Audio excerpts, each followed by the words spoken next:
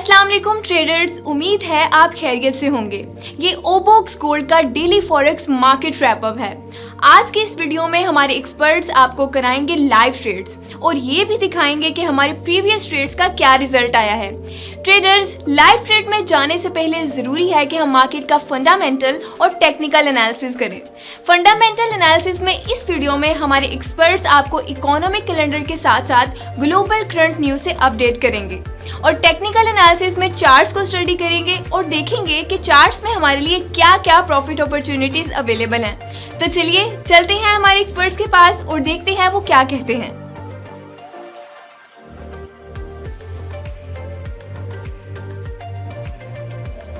Current affairs में सबसे पहले हम बात करते हैं रशिया यूक्रेन वॉर की। रशिया यूक्रेन वॉर में एक लास्ट सिटी है ईस्टर्न साइड पे जो कि स्टिल यूक्रेन के ट्रूप्स के अंडर कंट्रोल है। अगर ये सिटी भी रशिया के हाथों में आ जाती है तो ईस्टर्न साइड जो है यूक्रेन का बहुत बड़ा हिस्सा जो है वो रशिया के कंट्रोल में आ जाएगा।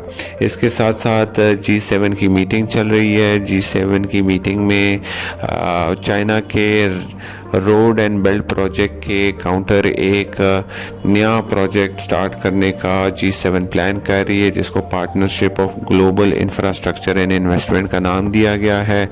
इसके लिए ऑलमोस्ट $600 मिलियन जो है वो EU जो है वो रेस करने का प्लान कर रही है।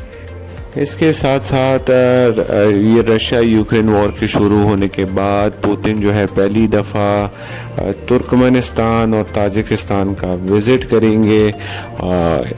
ग्लोबल सारे लीडर्स और इन्वेस्टर्स एंड इकोनॉमिस्ट इस विज़िट को भी कीनली देखेंगे और देखेंगे कि पुतिन इसमें क्या स्पीचेस और क्या कमेंट्स पास करता है।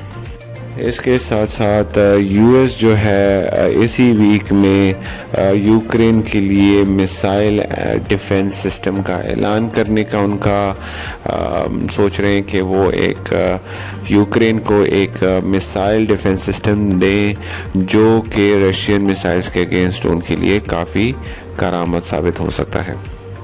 इसके साथ साथ एर्दोगन जो है वो स्वीडन और फिनलैंड के लीडर से मुलाकात करेंगे बिफोर नेटो समिट से पहले, और ये इसलिए कि स्वीडन और फिनलैंड ने नेटो के लिए अप्लाई किया था लेकिन टर्की उसको अपोज कर रहा है और उसके कुछ कंसर्न्स थे।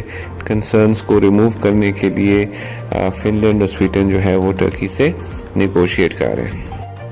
ग्लोबल इंडेक्सेस में सबसे पहले हम अमेरिकन इंडेक्सेस की अगर बात करें तो अमेरिकन इंडेक्सेस मोस्टली पॉजिटिव में हैं। डो जोन्स एवरेज इंडेक्स जो है वो 2.68% पॉजिटिव चल रहा है। S&P BMV IPC जो है वो 2.32% पॉजिटिव चल रहा है। S&P 500 इंडेक्स जो है वो 3% पॉजिटिव है और TSX Toronto stock exchange 300 composite जो है वो 1.85% पॉजिटिव चल रहा है ओपनिंग से।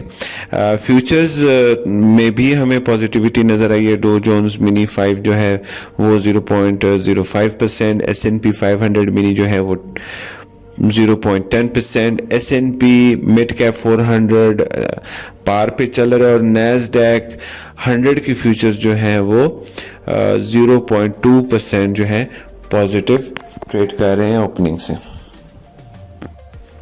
यूरो इंडेक्सेस में FTSE 100 IDEX जो है वो प्लस 2.68% और FTSE 250 मिड इंडेक्स जो है वो प्लस 2.30% पॉजिटिव पे ट्रेड कर रहे हैं। फ्यूचर्स जो हैं इनके उसमें हमारे पास FTSE 100 इंडेक्स फ्यूचर जो हैं वो भी पॉजिटिव 0.55% पे ट्रेड कर रहे हैं। इसी तरह यूरो स्टॉक्स 50 के फ्यूचर्स जो हैं वो भी 0.45% और DAX 30 की फ्यूचर्स जो हैं वो 0.66% पॉजिटिव पे ट्रेड कर रहे हैं अपनी ओपनिंग से। एशियन और यूरोप के जो पॉजिटिव नोट हमने इंडेक्सेस में देखे हैं वो हम एशियन स्टॉक्स में भी आज हम देख रहे हैं। Hang Seng index almost 2.4% positive pay trade कर रहा है। निकी 225 जो है वो पॉजिटिव 1.36% पे, और शंघाई कंपोजिट जो है वो 0.69% जो है वो पॉजिटिव ट्रेड कर रहा है। फ्यूचर्स जो है निकी 225 के जो हैं वो 0.24% नेगेटिव, और निकी 225 जापानीज येन के जो फ्यूचर्स हैं वो ट्रेड कर रहे हैं पॉजिटिव 1.21% पे।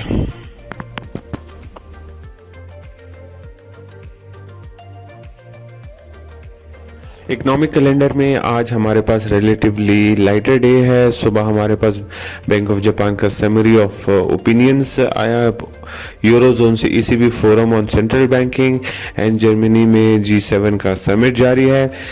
इसके साथ साथ चाइना से इंडस्ट्रियल प्रॉफिट्स, सारे जो है मीडियम इम्पैक्ट के न्यूज़ हैं जिनका इफ़ेक्ट रिलेटिवली थोड़ा होता है करेंसीज पे।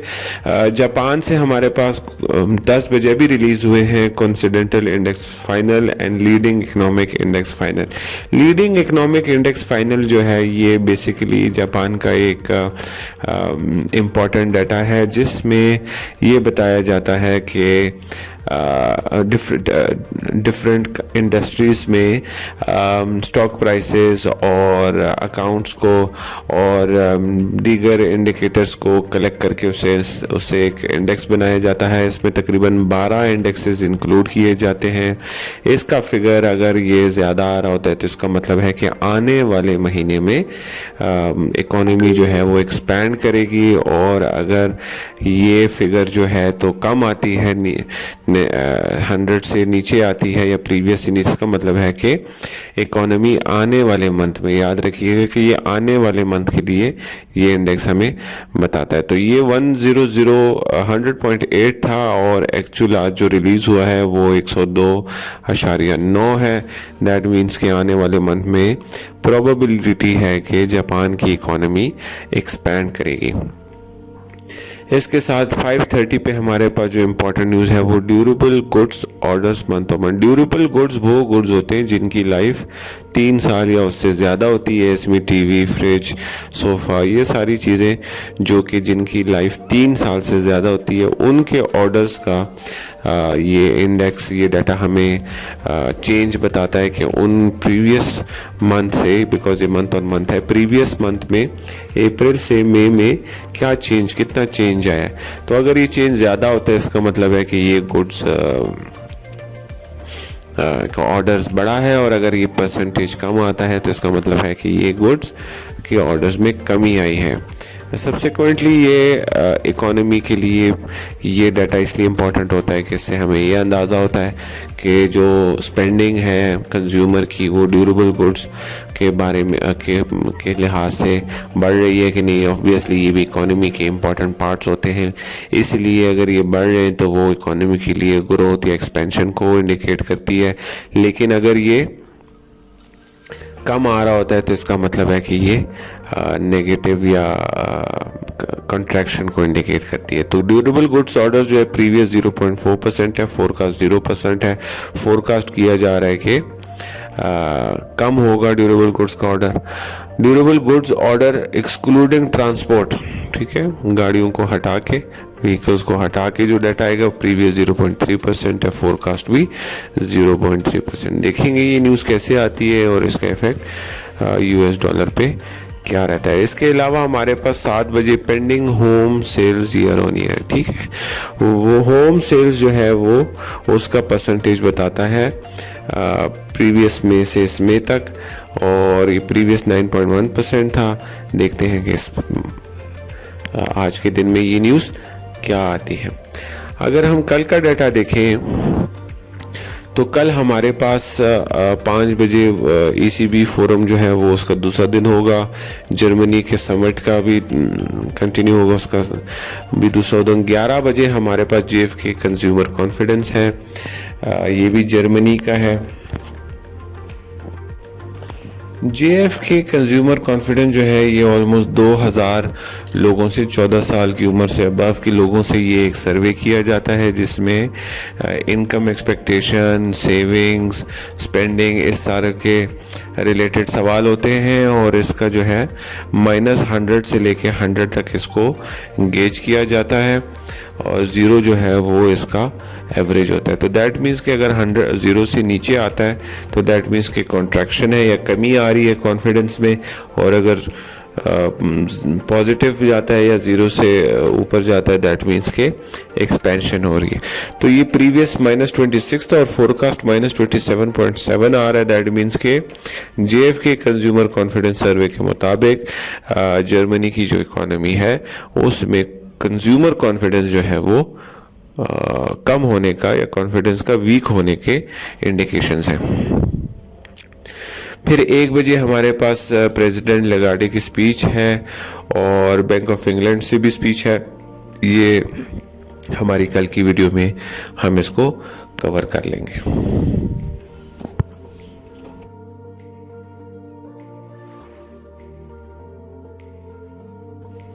टेक्निकल एनालिसिस में अगर हम यूरो USD की बात करेंगे सबसे पहले और डेली चार्ट देखेंगे उसका। फ्राइडे की अगर आप यूरो की मूवमेंट देखें तो वो थर्सडे की मूवमेंट के इनसाइड, बल्कि वेडनेसडे की जो उसकी मूवमेंट हुई थी, जो उसने रेंज बनाया था उसी के अंदर रहा है। ओपनिंग इसकी ऑलमोस्ट 1.0520 के लगभग हुई थी, लो किया 1.0511 पे और फिर क्लोजिंग 1.0570 पे इसने हाई करने के बाद क्लोजिंग की 1.055।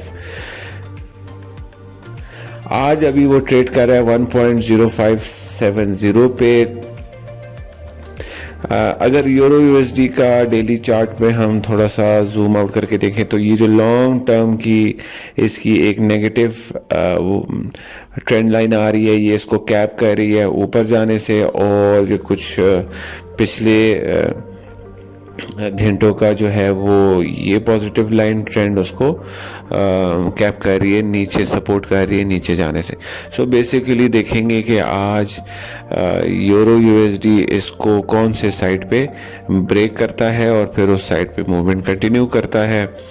यूरो USD का अगर 1 आवर चार्ट देखें हम तो मोस्ट प्रोबेबल इसका जो अटेम्प्ट होगा वो होगा 1.058 या 1.0600 तक, और फिर वहाँ पर डिसाइसिव ट्रेड हमारी लग सकती है। या तो ये इसको ब्रेक कर जाएगा ऊपर की तरफ एंड 1.62 या 1.6670 यहाँ तक ऊपर जाने के चांसेस हैं, या अगर ब्रेक नहीं कर पाया तो फिर नीचे वापस अपने ट्रेंड को कंटिन्यू करेगा। सो बेसिकली हम क्या रेकमेंड करते हैं, अगर हमारे लिए हमसे प्रेफरेंस लें तो हम ज़्यादातर बाइंग को ही पसंद करेंगे, इसलिए कि डेली चार्ट में भी थोड़ा सा ऐसा लग रहा है कि थोड़ा सा ये ऊपर की तरफ प्रेशर ज़्यादा है, नीचे चूँकि बहुत काफ़ी लो कर चुका है 1.035 और उससे बाउंस कर चुका है और अब 1.05 तक जा चुका है, तो बाइंग प्रेफर्ड है, लेकिन उसमें थोड़ी सी कंसोलिडेशन भी एक्सपेक्टेड है। सो रफली समवेयर बिटवीन 1.0056 जो है यहाँ पर बाइंग जो है हमारे लिए रीजनेबल होगी, और ऊपर टारगेट करेंगे 1.0627 या 0.658। ऑलमोस्ट 100 पॉइंट्स जो हैं हम टारगेट कर सकते हैं अपने लिए बाइंग में। सो ये हमारा प्रेफर्ड वो है। अगर ये 1.06 को ब्रेक नहीं कर पाया और वापस 0.56 तक आ जाता है और इस ट्रेंड लाइन को ब्रेक कर जाता है तो फिर हमारे पास नीचे 1.04, 1.054, 052 और 0500 के चांसेस बन जाते हैं। तो बेसिकली बाइंग प्रेफर करेंगे हम और डिप्स पे बाय प्रेफर करेंगे, ठीक है। पॉसिबल जो बाइंग हमारी बन सकती है वो 1.05 आपको एग्जैक्टली दोबारा इसको कर देता हूँ 1.0550 से ऊपर, ठीक है। 1.0550 से ऊपर जो है हमारे पास बाइंग अच्छी बन सकती है, और जो हमारा टारगेट है वो 1.0627 और 1.0650 70 से 80 पॉइंट हम टारगेट इजीली कर सकते हैं। जीपीबी का अगर हम डेली चार्ट देखें तो जीपीबी भी ग्रेट ब्रिटेन पाउंड भी जो है तो काफ़ी अरसे से रेंज बाउंड है। तकरीबन 4-5 दिनों से इसमें हमने मूवमेंट 1.2320 से लेके 1.2170 तक इसके दरमियान ही इसने मूवमेंट की है, इससे आगे नहीं जा पाया। तो आज भी हम इसी रेंज को कंटिन्यू कर पाएंगे और 1.23 जो है इसका एक बेंचमार्क रेजिस्टेंस रखेंगे कि अगर इसको ये ब्रेक नहीं कर पाया तो फिर ये इसी को रेंज को कंटिन्यू करेगा और वापस नीचे अगर ब्रेक कर पाया तो फिर ऊपर की तरफ चांसेस बन जाते हैं हमारे पास 1.24 तक। 1 आवर चार्ट पे अगर जाके हम इसको स्टडी करें तो आप क्लियरली देख सकते हैं कि काफ़ी अरसे से ये इन्हीं 1.2170 और 1.2320 के दरमियान ही मूवमेंट कर रहा है और उससे आगे नहीं जा पा रहा। अलबत्ता ये जो दो पॉजिटिव ट्रेंड लाइंस हैं ये इनको नीचे से थोड़ा सपोर्ट कर रही है, बट स्टिल रेंज का हमारा यही 2 फिगर्स रहेंगे। तो आज के दिन में जो पॉसिबिलिटी है वो यही है कि यूरो यूएसडी दोबारा अटेम्प्ट करेगा 1.2300 को या 1.2300 को, और फिर वहाँ से हम डिसाइड कर पाएंगे कि कहाँ तक ये क्या करेगा, या ऊपर की तरफ कंटिन्यू करेगा या इधर को ब्रेक नहीं कर पाया तो फिर वापसी करेगा 1.230 या 2290 या मोस्ट प्रॉब्ली 2270 तक भी आ सकता है आज के दिन में। तो ये हमारे पास पाउंड की पॉसिबल मूवमेंट हो सकती है आज के दिन के लिए, और इसी पे हम ट्रेड करने की कोशिश करेंगे। हमारे पास जो ऊपर का लेवल है वो 1.2320 है या 2300 से काउंट कर लें 2300 और 2320 का एरिया, यहाँ तक ये कोशिश करेगा या अटेम्प्ट करेगा। पॉसिबल है कि इनमें से किसी भी एक लेवल से ये वापसी कर ले। अगर ब्रेक कर गया तो फिर और ऊपर हमारे पास जो लेवल्स हैं वो हैं 2347 और 2366, ठीक है। ये हमारे पास ऊपर के लेवल है। अगर इन केस इन लेवल्स को ब्रेक कर पाया तो मे बी पॉसिबल है कि ये इन लेवल्स तक भी जाए। अगर ब्रेक नहीं कर पाया 2300 को या 2322 को तो फिर हमारे पास नीचे की तरफ 2266 जो है वो पॉसिबल लेवल है। सो बेसिकली हम क्या रेकमेंड करेंगे या प्रेफर करेंगे डिप पे बाइंग 2260 या 2280 या 2270 इस एरिया पे हम इसको बाइंग प्रेफर करेंगे और टारगेट करेंगे 2300 या 2320, और वहाँ पर फिर हम अपना देखेंगे फर्दर कि इसने अगर ऊपर जाना है तो हम अपनी बाइंग कंटिन्यू कर देंगे, वरना अगर ना गया, इसको ब्रेक नहीं कर पाया और कुछ अटेम्प्ट्स के बाद ये वापस रिवर्सल दिखाता है तो फिर हम जो है तो इसको क्लोज कर देंगे अपनी बाइंग को और मे बी सेलिंग पे आ जाए, बिकॉज 2320 से लेके 2260 तक हमारे पास काफ़ी स्पेस है, इसमें कुछ पॉइंट्स हम कैप्चर कर सकते हैं।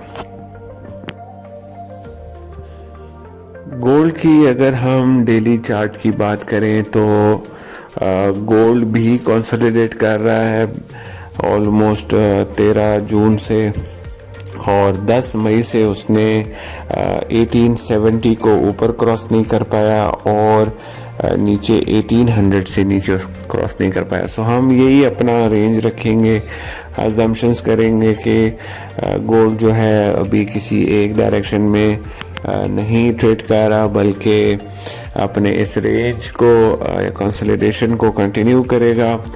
एक लॉन्ग टर्म ट्रेंड भी उसको कैप कर रही है और एक मीडियम टर्म भी कर रही है। नीचे की तरफ उसको एक सपोर्ट ट्रेंड लाइन जो हमने मार्क की हुई है, ये भी उसको अभी सपोर्ट कर रही है। तो इन दोनों के दरमियान ही आज रहने के चांसेस हैं। न्यूज़ भी हमारे पास लाइट इकोनॉमिक कैलेंडर है, हमारे पास इतने कोई इम्पोर्टेंट न्यूज़ नहीं है। सो बेसिकली 1850 ऊपर की तरफ और नीचे 1823 या 1815 ये हमारे नीचे के लेवल्स हैं। इसी में रहने के गोल्ड के चांसेस हैं।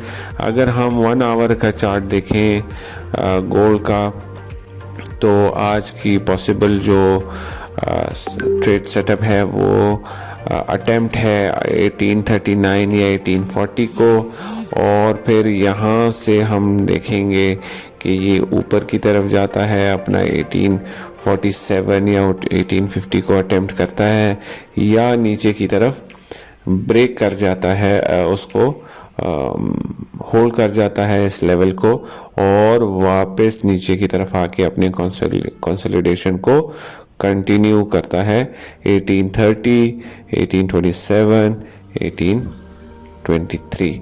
ये हमारे पास लेवल्स हैं। तो गोल्ड की अगर हम बात करें तो हम प्रेफर करेंगे रेंज को ट्रेड करना। रेंज इज़ बेसिकली के ऊपर वाले लेवल्स पे हम सेल करेंगे और नीचे वाले लेवल्स पे हम बाई करेंगे। मोस्ट प्रोबेबल चूँकि 1850, 1845 हमारे पास अपर लेवल है, तो 1839 या 1840 पे सेलिंग जो है वो हम प्रेफर करेंगे, स्टॉप लॉसेस इसके ऊपर, और टारगेट करेंगे 1825। टेक्निकल एनालिसिस के आखिरी हिस्से में हम बात करेंगे क्रूड ऑयल की। क्रूड ऑयल 121 का हाई करने के बाद उसका ट्रेंड डाउन रहा है, उसने काफ़ी कंसोलिडेट किया। लास्ट इसका जो लो था वो 101 था, एंड फ्राइडे को इसने 102.50 102.50 पर लो किया, और उसके बाद 107.38 पे या 40 पे हाई करने के बाद वो क्लोज हुआ 106.50 पे। सो बेसिकली ऑयल का हम अज्यूम करेंगे कि वो आज के दिन 108 और 102 के दरमियान ही ट्रैवल करेगा। ज़्यादातर चांसेस उसके डाउन रहने के हैं कि वो 108 को ब्रेक नहीं कर पाई ऊपर, और फिर वहाँ से दोबारा एक अटेम्प्ट 102 या 104 पे करेगा। एक कैप भी कर रहा है, एक मीडियम टर्म ट्रेंड लाइन इसको। तो लेट्स सी उसका 1 आवर के चार्ट पे जाते हैं और थोड़ा सा डिटेल में उसको स्टडी करते हैं। पिछले एरोस रिमूव कर देता हूँ।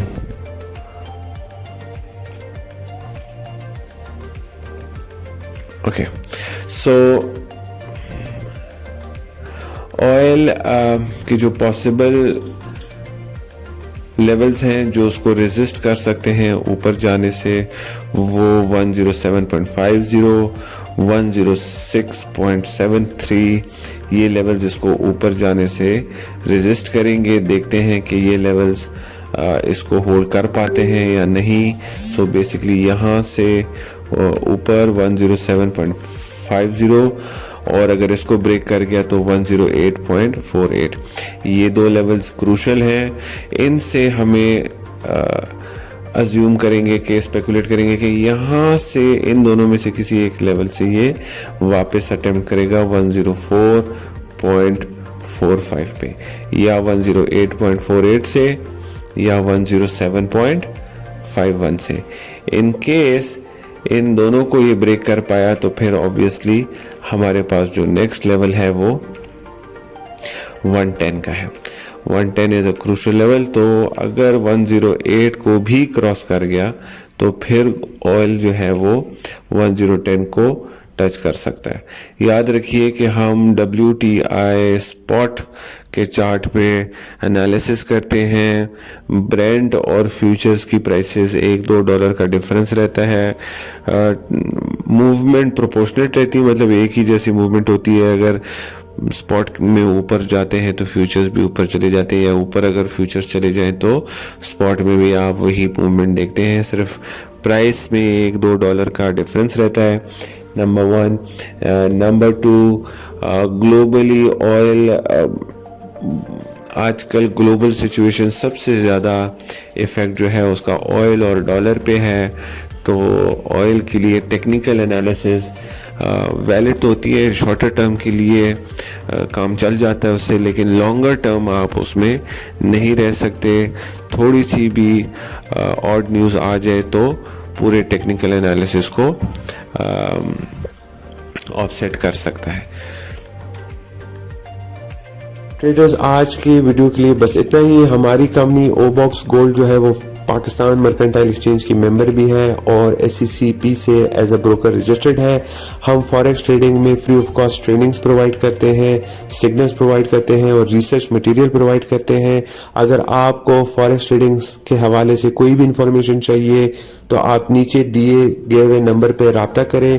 हमारे नुमाइंदा सुबह 9 से लेकर रात 10 बजे तक अवेलेबल होते हैं, वो आपको प्रॉपरली गाइड करेंगे। इसके अलावा हमारे चैनल को सब्सक्राइब करें और नोटिफिकेशन बेल को क्लिक करें ताकि आपको डेली अपडेट्स वक्त पर पहुंचे और आप उनसे फ़ायदा उठा सकें। देखने के लिए शुक्रिया। अल्लाह हाफ़िज़।